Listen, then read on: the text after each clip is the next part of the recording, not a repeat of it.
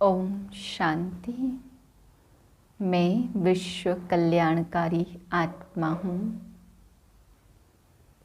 विश्व कल्याण के प्रकंपन मुझसे फैलते जा रहे हैं।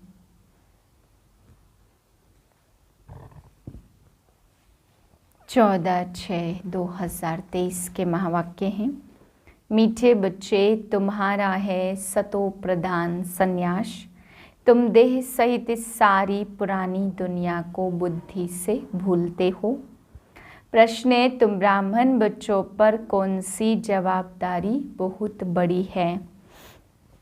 उत्तर है, तुम्हारे पर जवाबदारी है पावन बनकर सारे विश्व को पावन बनाने की।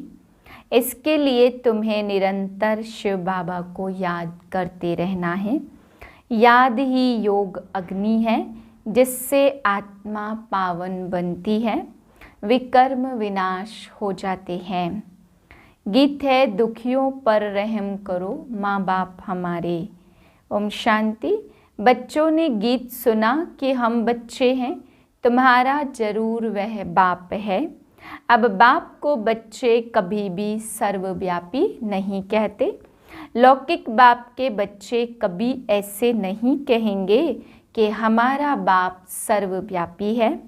यह बेहद का बाप बैठ समझाते, तुम सब बच्चे हो, तुम्हारा बाप है जिसको परमपिता कहते हैं। परमात्मा को सुप्रीम सोल भी कहते। परम माना सुप्रीम और आत्मा माना सोल। तो जरूर सब बच्चे हैं और एक बाप है। सब भक्त एक भगवान को याद करते हैं। जिसको याद किया जाता उनका जरूर नाम रूप देश काल होता है। उनको बेअंत नहीं कहा जा सकता। मनुष्य ईश्वर बाप को बेअंत कहते आए हैं। उनका कोई अंत पा नहीं सकते और फिर कहते सर्वव्यापी है। यह तो बड़ा अनर्थ हो गया। पत्थर ठिक्कर सब में ईश्वर है, उनको फिर बेअंत कहते। बच्चे बाप को भूल गए हैं, इसलिए सारी मनुष्य सृष्टि नास्तिक पतित कही जाती है। हर एक नर नारी पतित हैं, तब तो पतित से पावन बनाने वाले को याद करते हैं। इस दुनिया में कोई को भी महान आत्मा नहीं कहा जा सकता। पवित्र आत्मा पतित दुनिया में हो नहीं सकती। बापू गांधी जी भी कहते थे, पतित पावन सीताराम। यह मनुष्य के लिए कहते, पानी की गंगा के लिए तो नहीं कहा। यह है झूठ, झूठी माया, झूठी काया। है ही झूठ खंड, सच खंड था, जबकि नई दुनिया में नया भारत था। अब वही भारत पुराना हो गया है। भारत जब नया था तो उनको स्वर्ग कहा जाता है।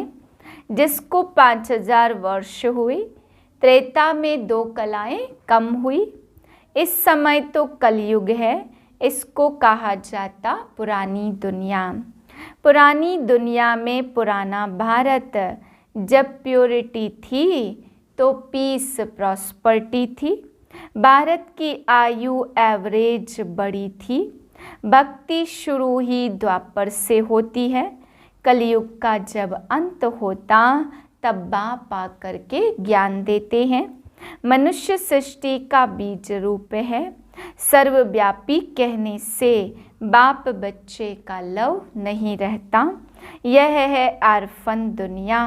सब आपस में लड़ते झगड़ते रहते, इसलिए इसको रो रो नर्क कहा जाता। भारत स्वर्ग था, अब नर्क है। यह किसको भी पता नहीं पड़ता कि हम नर्कवासी हैं तो जरूर नर्क से ट्रांसफर होंगे। परंतु ऐसे नहीं कि नर्कवासी पुनर्जन्म फिर स्वर्ग में ले सकते हैं। वह पुनर्जन्म सब नर्क में ही लेते। नर्क को ही पतित दुनिया कहा जाता। निर्वाण धाम आत्माओं के रहने का स्थान है। जिसको निराकारी दुनिया कहा जाता। आत्मा स्टार इमॉर्टल है और शरीर मॉर्टल है।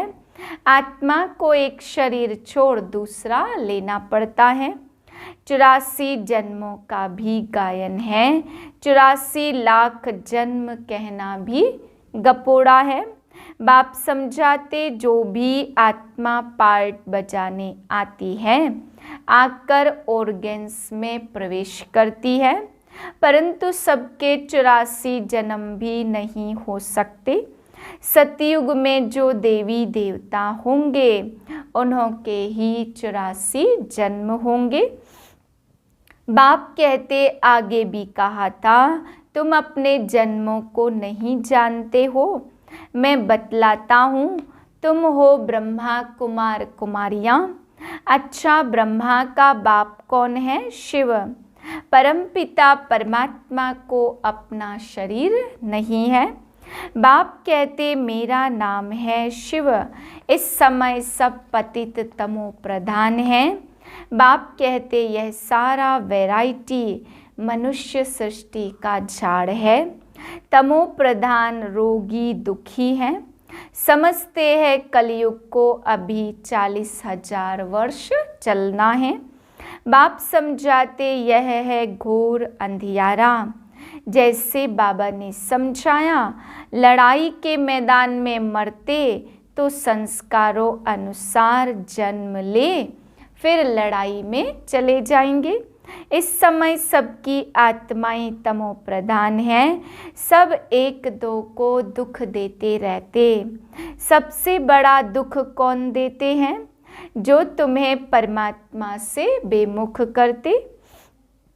इसलिए शिव बाबा कहते बच्चे तुम उन सब को छोड़ो।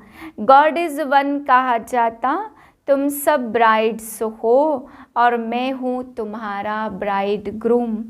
हे सजनिया, तुम बिल्कुल लायक नहीं हो स्वर्ग में चलने के लिए। माया ने तुमको बिल्कुल नालायक बना दिया। यह है रावण राज्य और सतयुग में है राम राज्य। राम शिव को कहा जाता। परमपिता परमात्मा जो स्वर्ग की स्थापना करते, उनसे तुम वर्षा ले रहे हो। यह है रुद्र ज्ञान यज्ञ।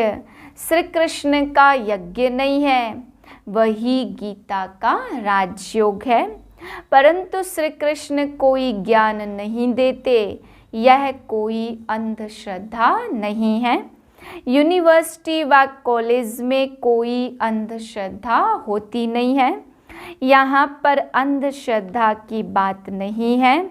अभी तुम जानते हो हम माता पिता के सम्मुख बैठे हैं। बाप कहते हे आत्माओं, अब तुम मुझे याद करो तो मैं तुम्हारा गाइड और लिबरेटर हूँ। वर्ल्ड की हिस्ट्री ज्योग्राफी कैसे रिपीट होती, इसमें अंधश्रद्धा की तो कोई बात ही नहीं है।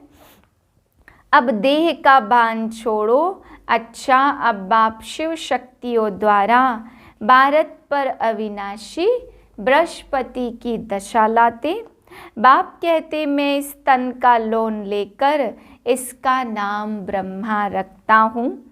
तुम ब्रह्मा कुमार कुमारियाँ वर्षा लेते हो शिव बाबा से। याद भी शिव बाबा को ही करना है।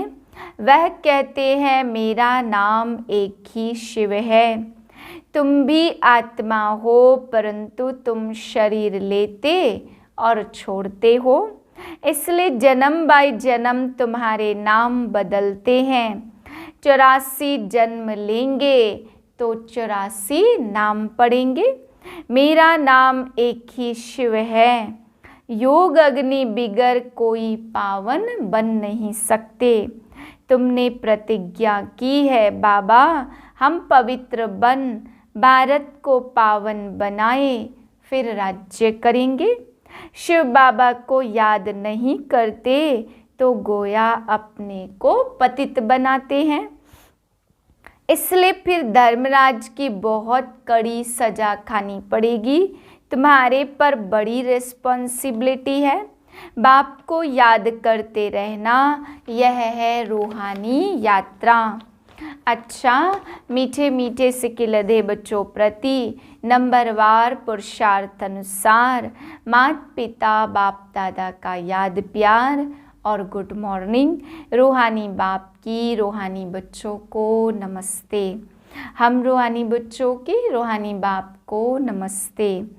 धारणा के लिए पहली पॉइंट, निरंतर एक बाप की याद से माया जीत जगत जीत बनना है। पवित्र बनकर भारत को पवित्र बनाना है। दूसरी पॉइंट, बुद्धि से बेहद पुरानी दुनिया का संन्यास करना है। इस देह भान को भूलने का अभ्यास करना है। आत्म अभिमानी रहना है। वरदान है, किसी से किनारा करने के बजाय सर्व का सहारा बनने वाले विश्व कल्याणकारी भाव। सारे कल्प में ब्रह्मा बाप और ईश्वरीय परिवार के संबंध संपर्क में आने वाली आप श्रेष्ठ आत्माएं हो। आप किनारा करने वाले नहीं, लेकिन विश्व का सहारा बनने वाली विश्व कल्याणकारी आत्माएं हो। परिवार के अविनाशी प्यार के धागे के बीच से निकल नहीं सकते। इसलिए कभी किसी बात में, किसी स्थान से, किसी सेवा से, किसी साथी से किनारा करके अपनी अवस्था अच्छी बनाने का संकल्प नहीं करना। यह आदत डाली तो कहाँ भी टिक नहीं सकेंगे। स्लोगन है, कर्म भोग का वर्णन करने के बजाय कर्म योग की स्थिति का वर्णन करो। मातेश्वरी जी के मधुर महावाक्य। ओम शब्द का यथार्थ अर्थ क्या है? जब हम ओम शांति कहते तो पहले ओम शब्द के अर्थ को पूर्ण रीति समझना चाहिए। अगर कोई से पूछा जाए ओम का अर्थ क्या है, तो लोग ओम का अर्थ बहुत लंबा चौड़ा सुनाते। ओम का अर्थ है ओमकार बड़े चौड़े आवाज से सुनाते। इस ओम पर लंबा चौड़ा शास्त्र बना देते, परंतु वास्तव में ओम का अर्थ कोई लंबा चौड़ा नहीं है। अपने को तो स्वयं परमात्मा ओम का अर्थ बहुत ही सरल और सहज अर्थ से समझाते हैं। वो भी अर्थ परमात्मा से मिलने के लिए समझाते। परमात्मा साफ कहते, बच्चे ओम का अर्थ है मैं आत्मा हूँ, मेरा असली धर्म शांत स्वरूप है। अब इस ओम के अर्थ में उपस्थित रहना है, तो ओम का अर्थ है मैं आत्मा परमात्मा की संतान हूँ। मुख्य बात यह हुई कि ओम के अर्थ में सिर्फ टिकना है, बाकी मुख से बैठ ओम ओम का उच्चारण नहीं करो। बुद्धि में निश्चय रखकर चलना है।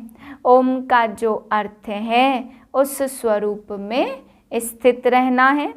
बाकी वो लोग भल ओम का अर्थ लंबा सुनाते, मगर उनके स्वरूप में स्थित नहीं रहते। परमात्मा बीज रूप है और उस बीज रूप परमात्मा ने इस सारे झाड़ को कैसे रचा हुआ है, उसकी सारी नॉलेज अभी हमें मिल रही है। अच्छा, ओम शांति।